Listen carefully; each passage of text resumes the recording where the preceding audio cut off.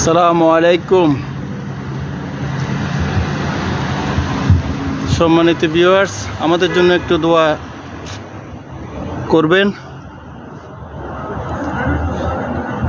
আমরা আসলে এই যে বোম আসতেছে, বারবার বোম আসতেছে, আমরা একটু অসুবিধার মধ্যে পড়ে গেছি বাহারাইনে। আল্লাহ যেন আমাদেরকে হেফাজত করে, আমাদের জন্য একটু দোয়া করেন। আমরা সবাই দোয়া কামনা করতেছি। এই হলো অবস্থা বাহারাইনে।